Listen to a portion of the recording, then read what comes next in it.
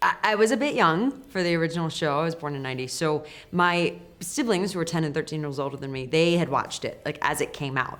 And so they were so excited. My dad had watched it and their mom. It was great. It was a big family show, but I was a bit young for it. So I've gone back and started to work my way through the series now. And my relationship with it is, first of all, I love it. It's a classic American family show from that era, which was the television I grew up on, right? Like it's the good guy tries to do a good thing by the end of it, and I think that's what makes it universally watchable.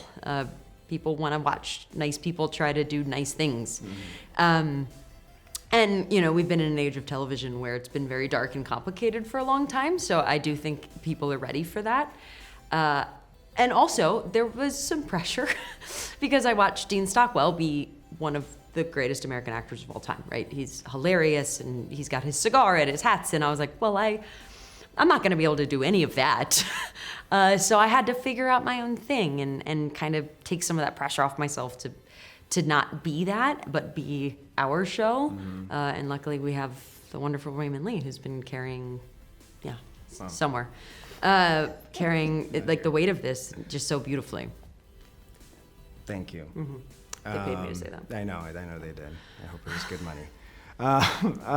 Yeah, same. I was when it first came around, I was a bit young for it, but when it reran, I remember I have fond memories of watching this show with my best friend in 6th grade. This was his favorite show, and he was really into sci-fi. And prior to that, I was only really into like kids programming, Garfield and Friends, Heathcliff. Everything cat cartoon related I was into. And I remember we'd get done playing street hockey or baseball or whatever, and then we'd come home, and then there it would be. And I remember watching it with him. Of course, it's impossible to remember the episodes, but I remember the way it made me feel. And I remember watching a person travel through time with a hologram and putting right what once went wrong. And like, what an amazing story. It's this group of stories to be able to tell, to continue to do that in different time periods. And I remember that. And then when I got the part, I was like, okay, well, I should brush up on my quantum leap knowledge. And I started watching it again. I'm like, wow, this was a really fantastic show, and they did a really fantastic job. And what follows that is I hope we could do a fantastic job, but you got to let go of that quickly because the pressures of that doesn't serve you. So the excitement took over of like, wow, the possibilities of what we could do with our show now, it being 30 years later and so much, it came the 90s, the 2000s, 2010. There's so much story, there's so much history that's happened within that time period. Technology has come such a long way. Artificial intelligence, what is quantum technology? So we get to uncover all these new things, and I think this should be something that's revived every 30 years from now on,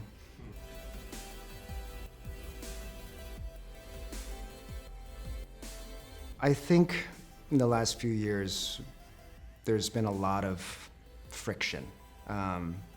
There's been a lot of information, misinformation, a lot of uncertainty, politically, just everything, And so when things are uncertain, you want to watch something that is certain. And you want to watch something that you can hold on to, which is why, yes, of course, revivals and sequels, of course, they tend to do well in the box offices, and there's a familiarity with an IP of something that once was and loved. But what's attached to that is the nostalgia and the warm and fuzzies and seeing Jurassic Park and seeing Top Gun and seeing these things come back, and you're just like, I remember that. Oh, that's, of course, I want to see what they've done with that. I think that's why Fast and the Furious continues to be able to do that, because it's about family and everyone likes to get the warm and fuzzies about keeping a group together. So I think with revivals, it's about keeping it together when things are just kind of slowly falling apart, seemingly. So, yeah. I also think there are things that permeate cultures and times, and regardless of what people think politically at a certain time or what the hot issues of the day are, certain things always are important to people, their family, what people think of them, how well they're doing, if they're getting their dreams or not, broken hearts, loved ones, like it's just, that always matters to people. And I think a show like this that focuses on that and reminds people, it's quite literally a show about empathy. He literally walks in someone else's shoes. Like, so if we can just keep reminding people that people are people, regardless of what they might look like or think or speak like or what they identify with, at the end of the day, they're much more similar to you than they are different. And I think that's as important now, if not more important than it might have ever been.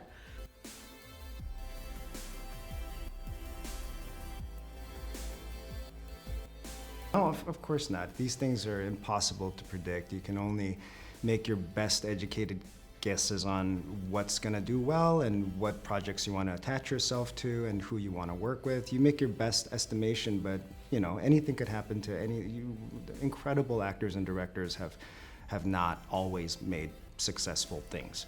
And so with Maverick, I'm going into this being like, I was a huge fan of the original, and I would love a chance to work with Tom Cruise. I would love a chance to play a pilot. Like, this is just epic on so many levels, and if it does well, it does well.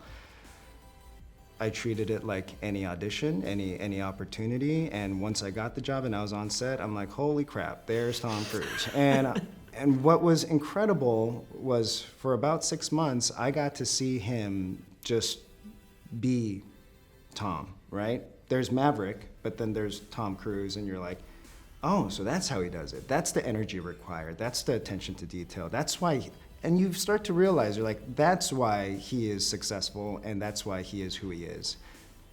Of course, he's an incredible actor. Of course, everybody knows him for his work. But just to get to see the behind the scenes on how he conducted himself as a number one, I really think it informs a lot of, sometimes, you know, you put yourself in these situations, I certainly do when I'm at the gym, and I'm like, okay, who do I have to channel today to be that?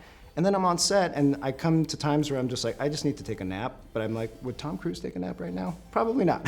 So it's nice to be able to have a reference point of like, okay, if that's the gold standard, hopefully, you know, I can reach to those places.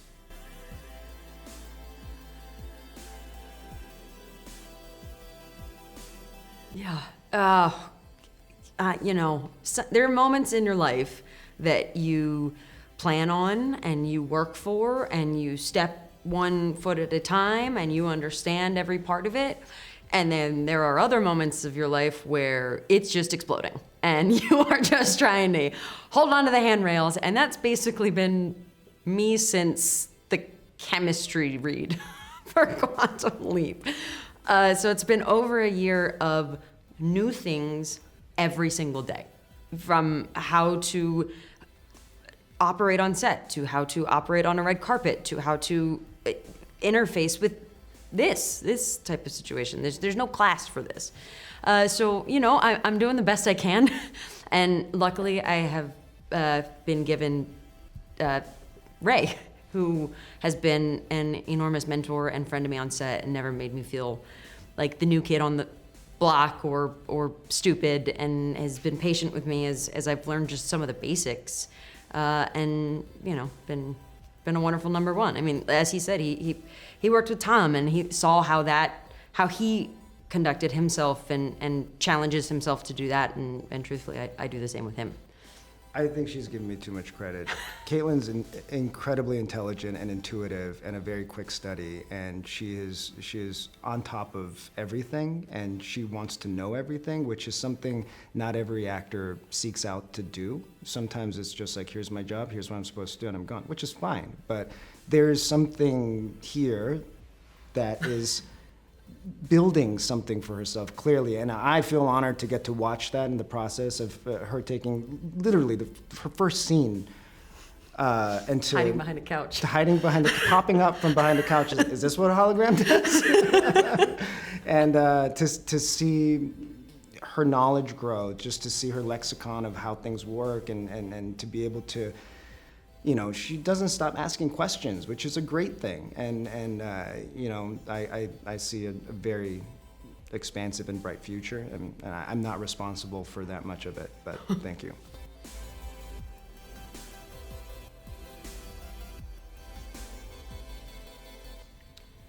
I think we need our own mistakes and traumas. Now, there are certain things that people have lived through that I can't speak to, right? Because, you know, I'm sure there are probably people that would have the answer, yes, I'd like to, you know, was it, I was going to make a reference, but I lost it.